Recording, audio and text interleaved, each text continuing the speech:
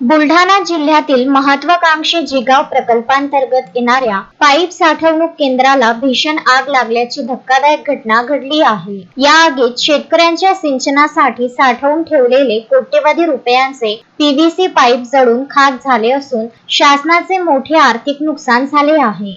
मिळालेल्या माहितीनुसार जलम ते माटरगाव दरम्यान जिगाव प्रकल्पाच्या बंदिस्त पाईपलाईन कामासाठी आवश्यक असलेल्या पीव्हीसी पाईपांचे एक तात्पुरते साठवणूक केंद्र उभारण्यात आले होते। या केंद्रात अचानक आग लागली। पाहता पाहता आगीने रौद्र रूप धारण केल्याने संपूर्ण परिसरात धुराचे लोट पसरले होते। जिगाव प्रकल्पाचे पाणी बंदिस्त पाईपलाईनद्वारे शेतकऱ्यांच्या शेतापर्यंत पोहोचवण्यासाठी हे पाईप आणण्यात आले होते। मात्र या भीषण आगीमुळे पाईपलाईनच्या कामाला आता खीळ बसण्याची शक्यता वर्तवण्यात येत आहे। आगीची तीव्रता इतकी मोठी होती की केंद्रात साठवलेले बहुतांश पाईप वितळून पूर्णपणे निकामी झाले होते। घटनेची माहिती मिळताच खामगाव आणि शेगाव येथील अग्निशमन दलाच्या गाड्यांनी घटनास्थळी धाव घेतली। जवानांनी शर्थीचे प्रयत्न करून आगीवर नियंत्रण मिळवले, ज्यामुळे पुढील मोठा अनर्थ टळला। ही आग नेमकी कशामुळे लागली याचे कारण अद्याप समजू शकलेले नाही।